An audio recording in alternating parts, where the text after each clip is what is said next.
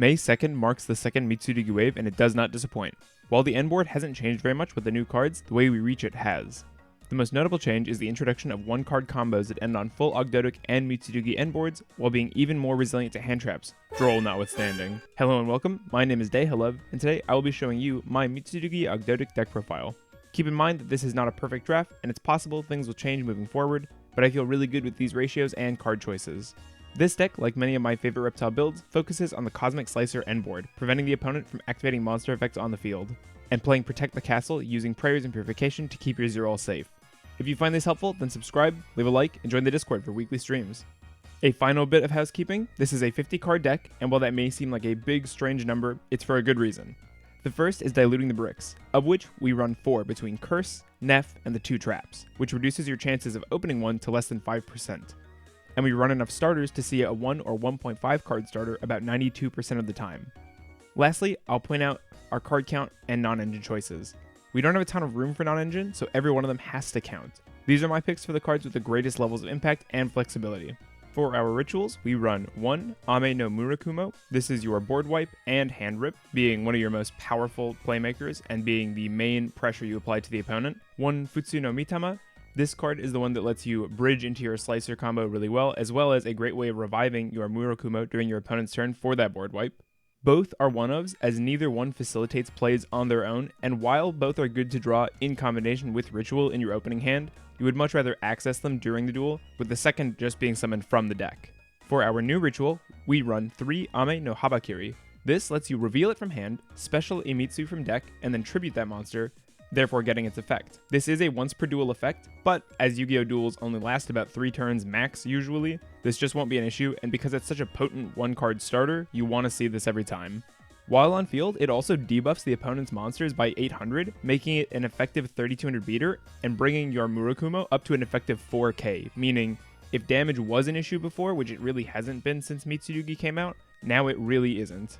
For the new level 4, we have Aramasa, who, on summon or tribute, searches a Mitsurugi monster, which will usually be your Habakiri, but is now another great way to easily access your Murakumo. 2 Saji. This is the only non-one-card starter, aside from the 2 OG rituals, of course, so we don't want to see it as often, which is why it's a 2-of, but it's still a great target to tribute from deck, or to have in addition to other cards. 3 Prayers. This allows you to either search or summon a Mitsurugi from hand or grave, or by tributing a reptile, do both. Pay attention because the 800 burn can come up in time, so if it's coming up on that, maybe don't go for that effect. But this is another great flexible way of summoning Murakumo during the opponent's turn, as well as dodging targeting from your opponent's things like Imperm and Veiler, and keeping your stuff safe on the opponent's turn by tributing it off instead of letting it get targeted by those kinds of things. Mitsurugi Ritual, one of the strongest ritual spells in the game, I think. It lets you summon once from hand, tributing from hand or deck or field, and once from deck, tributing from hand or field. 3 Pre-Prep, a card that's new to the list because now, spoilers, we have a ritual spell that names our ritual monsters, as the issue before was Mitsurugi Ritual does not name anybody. This card going +1 is insane and is easily the strongest one-card starter we have access to. 1 Mitsurugi Mirror, a ritual spell that names Habakiri, Murakumo, and Futsu, and lets you ritual summon from hand or graveyard, but only tributes from field. We only run one of these because there's about a 2% chance to open Mirror and Pre-Prep, so I feel running the second Mirror would be a waste of card space, especially when we're trying as hard as we can to remain as low as we can, even though it doesn't look like it. This gives much more flexibility, as it's very easy to summon the Habakiri from the graveyard after using it for something like a Prayers for the tribute. This also means Nunu can send a ritual monster to the graveyard that can then be summoned using Mirror, securing you even more link material and field presence. Next up is a pair. Kusanagi and Night Sword are going to be your customary tribute to from deck using your ritual, with Kusanagi targeting a Mitsurugi card in your graveyard or banishment and adding it back to hand, and Night Sword reviving itself if it hits the graveyard by card effect. Kusanagi is really nice because while usually it's going to grab you your ritual spell back so you can use it for the from deck summon, it can also help recover materials from banishment, meaning hard opening 2 rituals isn't nearly as bad as it used to be because you can pitch one to the graveyard for Abao or Prayers, then use Lizardos to banish that card, and then either return that card to the deck using Daybreak's second effect, or Kusanagi if you have access to the second ritual by other means. Our last Mitsurugi card in the main deck is Great Purification, an Omni Negate that allows you to tribute a level 5 or higher reptile, and, on a different turn, revive a reptile, tributing a monster you control. That first effect is a great way of defeating cards like Droplet, or Dark Ruler, which would normally waylay a monster-based deck like this. And the second effect on your turn on the clapback is an excellent way of pushing for lethal. 2 Naya and 2 Nunu. These were both 3-ofs before, but now with the new Mitsurugi cards, I think they can take a backseat, especially because you want to be searching Naya anyway a lot of the time, with Naya letting you send a light reptile from deck to grave, and Nunu sending a dark reptile from deck to grave. Naya on summon searches an Ogdoadic spell or trap, and Nunu, if in the graveyard, can revive itself if your field is empty or you have an Ogdo monster, though, like Blue Eyes Spirit, locks into reptiles while it's on the field. 3 Snake Rain. This is a great card because much like pre-prep, if they have Ash, you will see that Ash, because this card sets up your full setup of Ogdo, which is Nunu, Naya, Curse, and Neff in most cases. And it's not once per turn, so if they do hit this and you have another, you're free to use it, although the -4 does hurt.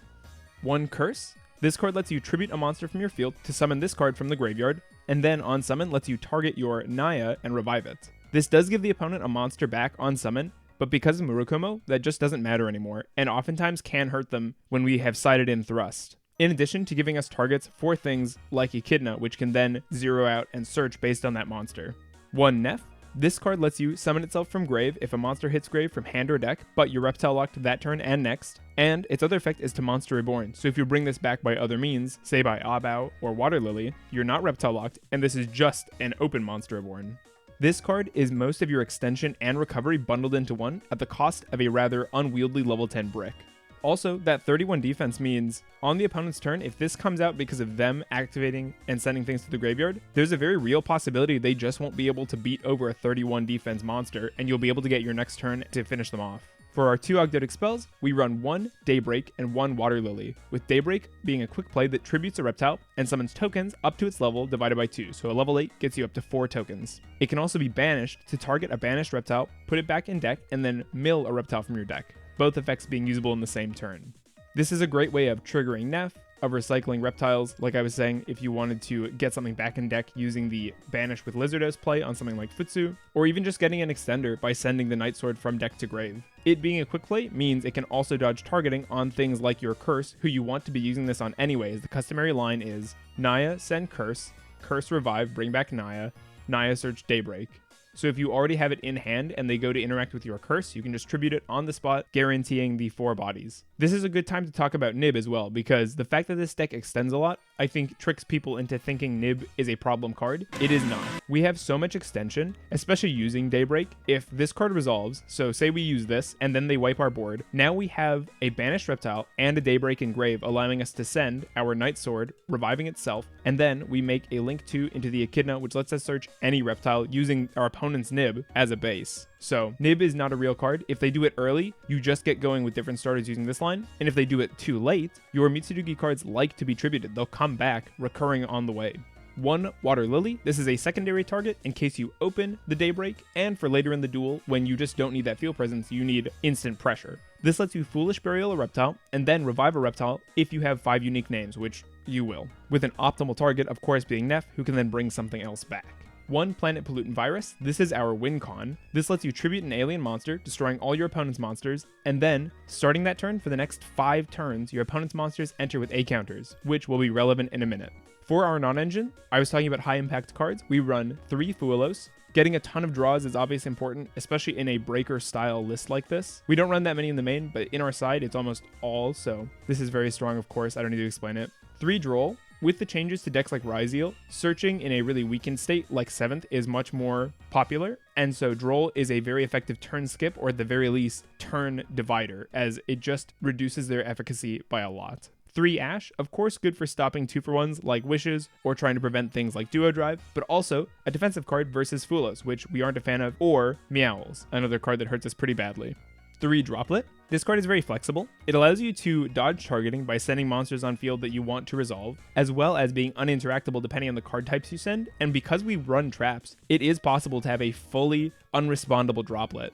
The 1 talent, if it were at 3, we'd run it, we used to. Card is broken. Being able to look at your opponent's hand and filter out any future hand traps or their 1 starter is just way too good alongside perfect information. 1 Called by the Grave, we don't want people to droll us, so we will stop those. And 1 Crossout, it's at 1, we might as well run it for the same reason. Again, both are also ways to stop Fulos, though we won't be able to stop the Meowls until after siding. Onto our extra deck, we run 1 Link Spider, 1 Lizardos, 1 Unicorn, and 1 Abao. The reason I put these 4 together is this is your Abao line off of Daybreak. You make Link Spider, which you then use, and another token to make Lizardos. Lizardos banishes your curse to draw a card. Unicorn is just a fiend to then bridge into the Abao, who then ideally brings back Neff, who can bring back a Link 2, or if you don't yet have ritual access, can bring back your Saji, which you send to grave using Daybreak. The draw during your standby also all but seals the opponent's fate, as being able to filter at least 3 cards is insane. She also draws a ton of aggro. People will deal with this card, mistaking it for your end board, just because they've seen it in decks like Malice. So this takes a lot of heat off of your cards like Futsu, who a lot of people still don't realize isn't once per turn. For our alien engine, we run 1 Shock Trooper and 1 Cosmic Slicer, with Shock Trooper being an alien, which is important because we have to tribute one of those, for our Pollutant Virus, and Slicer searching the Pollutant on summon and saying, all opponent monsters with A counters are put to defense and cannot activate. This is not like Baguska, where links work under this. They are 2 different conditions, defense and can't activate, meaning links also cannot activate. This is really easy to protect now using our Omni Negate in Purification and our Tribute with Prayers, as if they go to negate this with something like X, we can simply tribute it off and then revive it with our Futsu, meaning they have to deal with the Slicer multiple times. For our 2 generic reptiles, we run 1 Echidna, who lets you on-summon 0 an opponent's monster permanently, and then can search reptiles up to the number of 0 attack monsters your opponent has. This can search you up to 3 cards, not infrequently, though it does reptile lock you, this being one of the other of the 3 that does so. So be careful, but because of the Mitsurugi stuff, we don't even care about being reptile locked, we just play it of our main deck at that point. 1 Ragnarika Selene Snapper. This is a Link 3 that requires rip monsters specifically and lets you banish monsters from the graveyard to target up to 2 back row your opponent controls and destroy them. This being a pretty decent 2600 beater while being able to remove 2 back row every turn is actually insane, and I have to thank the Discord for turning me onto this card. It can also revive itself, but again will rip lock you when doing so keep that in mind. Once in circulation, you always have access to back row removal and you always have stuff to banish. 1 IP Masquerena, a flexible card that lets you link summon on the opponent's turn into things like SP for the on-summon banish, and then the banish 2 from field afterward, or the Underworld Goddess to remove things like towers or just big threats while also negating the opponent's board and being really hard for them to interact with. That graveyard negate also does come up. 1 Dark, this is admittedly a bit of a flex spot. This is just because it's more extension and we love doing link summons, so it just gets us more material for cards like Access Code, who can get easily up to 5,000 as we have multiple easy to make link 3s, and so many different attributes, earth, water, light, dark, that we can always remove as many things as we want from our opponent's board. And for our last extra deck monsters, 2 King of the Feral Imps. This is important, as for the Nunu line, you actually need to do the full combo with just Nunu and a level 4, and a lot of times the first will get interacted with, and you're just able to make another and just try again. For our side deck, it's pretty heavily catered to going second, but for the going first cards, we do run 3 Solemn Judgment, just to Omni and stop a lot of things that would normally hurt us, and 3 Thrust, which I always side in going first and second. I just don't main because I don't think we have enough good targets for it. 3 Evenly Matched for a board breaker. It also can play a bit of a mind game because once they know you have it, you threatening battle phase can force them to use interruptions they wouldn't normally at that point. 1 Lightning Storm and 1 Duster. The reason against 2 Lightning Storm being it is once per turn, so if you open Lightning Storm and have access to a Thrust, or simply open the other copy, now you can use both to clear their front and back row possibly. 3 Meowls. Malice is going to be very powerful post their Allen support. We aren't the only ones getting buffed, so having a means of slowing them down or possibly just plussing a lot if they just play through it and accessing your breakers with a full hand of engine is a good way of fighting into that board. And for our last side deck card, we have the last new card from our new wave, Wosu, who can be special summoned inherently, it's not inactivated, by tributing a reptile from your hand and a monster your opponent controls, while being a level 8 that, if tributed, lets you add it to hand by discarding a card.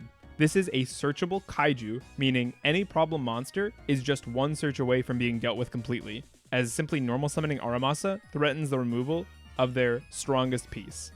Now, just to quickly go over some siding patterns, because I think for a lot of people that don't necessarily play out of Paper Yu-Gi-Oh! But want to, siding can be really daunting. When you're going first, our build doesn't change all that much. I'll often do something very similar to this, where I'll bring in 3 Judgment and 3 Thrust, Thrust being a very good card into Droll, while keeping in 1 copy each of Fuelos and Droll, so that you can play through them using your Designator possibly, in addition to your Ashes stopping a Fuelos or other mulch. and siding out the remaining 2 copies of Droll, Fua, and then 2 Droplet, as while this card's great for dodging, going first, we would much rather open and rely on the Solemn Judgment, which can go 1 for 1 much more effectively, whereas Droplet has to go at least -2, using itself in one other card. And going second, something like this, with 3 Thrusts, 3 Evenly, 1 Lightning Storm, and 1 Wosu. This is a pretty heavy swap, being 8 cards, and I'll side out our 2 Traps, as they are pretty bad going second. Crossout and Called By are much worse, as you want them going first to stop hand traps. 3 Ash coming out, because this is mostly there to stop your opponent's mulches, and 1 Saji, with it being one of our weakest engine pieces now, ironically, as it's just not a 1 card like the rest of our stuff is. If I'm up against a more back row heavy deck, of course, Wosu will come out in exchange for something like the Duster. And if I think that I'm not going to be able to push through whatever they have going second, I will actually keep in the Planet Pollutant Virus, as having that lingering win con is going to be very important, because if we can't kill them without this card, in my opinion, this build's end board gets much weaker. Called By is also still very good versus decks like Blue Eyes, because when they go for that Spirit to tribute it, you can Called By there, completely stopping it. Speaking of Blue Eyes, it can be a problematic matchup. It's just a deck we don't play very well into because Spirit and Ultimate both stop us in really annoying ways. So it's possible you swap out something like the Judgment for a Ghost Ogre to be able to hit their True Light, stopping their turn, wiping their board, and hurting their follow-up. The deck is already good enough going first, so you could definitely argue that this extra Omni is not needed, and that may be a change I make after some more testing. I hope you enjoyed this. I'm really excited by the new cards, and I can't wait to really dig in and play with them. I've done a little paper testing with my friends, but events are the true place to test out cards, new ideas, and new lines. If you want to see this deck in action, we stream every weekend. I have a link below in the description for the Discord. Feel free to join. Great community there. Again, leave a like, subscribe. I'll be posting more Mitsurugi videos, more guides, more streams, so stick around for that. That's all for me. I'll see you later.